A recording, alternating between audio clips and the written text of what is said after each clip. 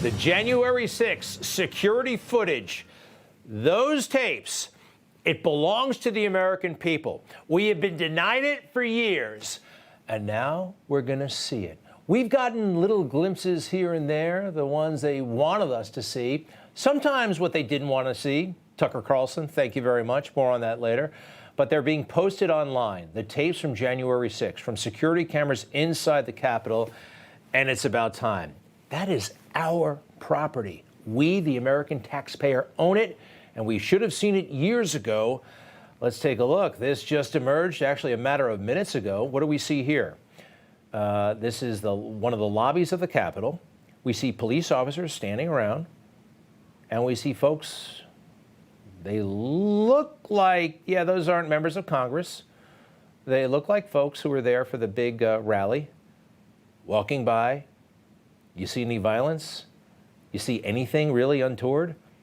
I see two cops talking to each other like they're talking about weekend plans. What's coming next? Now, you might see this and say, well, wait a second. They all broke in. They broke windows to get in there. That's actually not true. They didn't all break windows to get in there. Some people were invited inside, and the police officers seemed to welcome them there, right? Look at this. These are the folks going into the Capitol. This is something the January 6th committee never showed anybody, all right?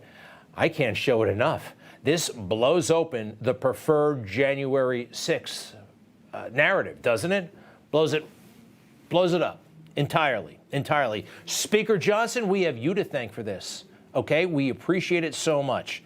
We are going to get all of the footage. He made the statement today, actually. He promised a while ago, and yeah, I am keeping my promise to the American people and making all the January 6th tapes available to all Americans.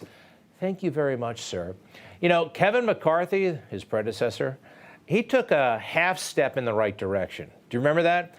He turned over the footage, not to the American people, but to Tucker Carlson. And I like Tucker, and Tucker did a great job with the footage until they said, Tucker, you better stop or else, right? They threatened Tucker Carlson.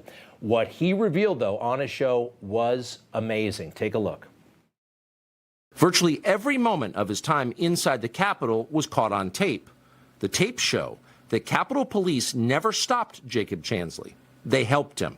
They acted as his tour guides. Isn't that amazing? Jacob Chansley, the horns guy, escorted by Capitol Police. That happened. At least it's worthy of discussion, don't you think? What happened after Tucker's show? Do you remember? The whole world went nuts. If Chuck Schumer, the majority leader of the United States Senate, would speak this openly, this aggressively, in front of the world, what was he doing behind the scenes? What threats was he making to, say, Tucker's boss? Check it out. Fox News, Rupert Murdoch, tell Carlson not to run a second segment of lies. You know it's a lie. You've admitted it's a lie. Wow. That's pretty intense. Nobody admitted anything. This is footage, security camera footage. The footage doesn't lie. What else did he say that day? We all, Americans of all types and stripes and corners of this country, Democrats, Republicans, independents, need to take a stand and call out Mr. Carlson's conduct for what it is, a dangerous, unforgivable attempt to destabilize our democracy and rewrite the history of the worst attack on our Constitution since the Civil War. Dangerous and unforgivable. Airing security footage from January 6th. You know why? Dangerous and unforgivable? Because it undermines the preferred narrative of January 6th. Remember that? Remember what they put us through? You think they were selective about what footage they aired, how they aired it, how they edited Donald Trump's speech? Of course they were.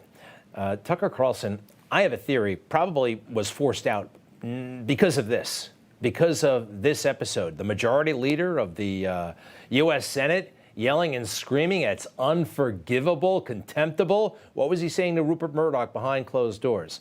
I'm very proud of this, by the way. This show, me, right? We ran a lot of that footage. Greg Kelly reports Newsmax's flagship show provided the most promotion of any program, more than 37 minutes of coverage, a total exceeding what all of Carlson's Fox colleagues provided combined. Because It was and is a huge story. The excuses to keep this stuff private are absolutely pathetic. Oh no, people will know that there are security cameras in the Capitol. That's literally the defense they offer. The bad guys will know where the security cameras are. They already know there's security cameras everywhere. There are security cameras everywhere, but that's their excuse. Sharing that footage is a grave mistake that risks emboldening the supporters of the big lie.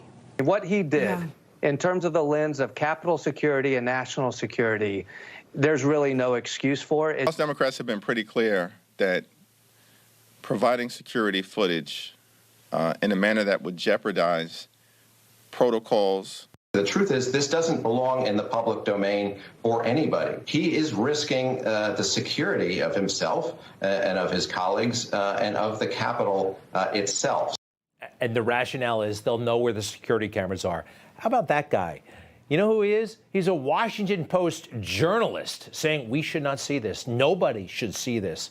Isn't it? They have a motto: light beats the darkness, democracy dies in darkness. And look at what they say. You know what I am most kind of curious about? Not more than curious, passionate about. The death of Ashley Babbitt. We need to know all of the information surrounding what happened to her. You probably remember, even though the fake news never wants to acknowledge her, that she was shot and killed, even though she was unarmed, posed no threat to anyone. You know, you don't get the death penalty for jumping through a window. You don't get the death penalty for trespassing. And she may have been let into the Capitol. We want to get to the bottom of it. And another reason why I'm kind of glad Kevin Johnson's on duty instead of Kevin McCarthy. This was Kevin McCarthy's attitude regarding Ashley Babbitt. One of the first things Marjorie Taylor Greene said from the oversight dais was that Ashley Babbitt was murdered. Do you think Ashley Babbitt was murdered, or do you think the police officer who shot her was doing his job? I think the police officer did his job. The police officer, Lieutenant Michael Byrd, did his job shooting an unarmed woman? No. Who was about 12 feet away from the officer? Absolutely not. There's not a police department in the country that would say that that was a justified shooting. Speaker Johnson, thank you again for making this footage available to the American people. We will be going through it all weekend long and beyond, seeing what we can learn about the reality of January 6th. Sir, thank you very much. It is just insane because this letter is so well written and so reasonably structured in an argument. Like, you got to present your findings, you got to state your cause, all of that. Like, everything he said was valid. She's talking about Osama bin Laden. And the letter that he wrote justifying the attack on America, taking out the World Trade Center and murdering 3,000 people. Have you heard about this? It's gone viral all over again. And people are saying, you know what? Osama bin Laden had a real point. All kinds of TikTok users and beyond on social media are rallying around Osama bin Laden right now. Yeah, Osama bin Laden. You know, what has happened to our country? What has happened to our culture? This mass murderer is being hailed as some sort of hero by some of the leading social media influencers. Something obviously has gone wrong, but it's gone wrong very, very fast. You remember the day our Navy SEALs killed this guy, right? It was glorious. Happened in 2011. I remember where I was when I got the news. Maybe you remember. And we saw some really beautiful things. America coming together as a country and celebrating. And you know who's out there in force? America's college students.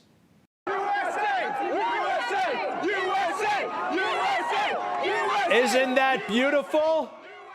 USA, USA, right in front of the White House. Thousands of privileged students from the best universities, Georgetown, GW, Northern Virginia, American. The same statues that were defaced during Black Lives Matter, they decorated them with American flags. And it wasn't just happening there. It was all over the place, all over the country. People were proud to be an American. I mean, doesn't that seem like a century ago? What happened? What happened to us? 2011, 2023. The contrast is incredible. This happened the other day at the DNC. Those are all pro-Palestinian, pro-Hamas, pro-terrorist demonstrators there. They're on the same side as Osama bin Laden. So we're a country in a free fall. 2011 versus 2023. We are in tough shape. Do we really have a country anymore? What is a country? What's the definition? A region, territory, or large tract of land distinguishable by features of topography, biology, culture. Forget biology, culture, a way of living, shared values, heritage. What do we have now? We don't have that. We don't. We have millions of American kids siding with the people who did this to us, who destroyed those towers and murdered 3,000 people. I was there. I kind of find it totally outrageous that people have either forgotten or they're actually agreeing with the bad guys. How many people were lost? Nearly 3,000. 3,000 beautiful lives. I don't know. For some, it's so impersonal. It happened to another generation. Let's see if we can personalize it a little bit. The oldest victim of 9/11, Robert Grant Norton. He was 85 years old. And the youngest, Christine Hansen. I always think of her, actually, when I think of 9/11. Just 2.5 years old. How could any human being side with the people who did this, who killed this child? It is unthinkable, but that's where we are. I'll be right back.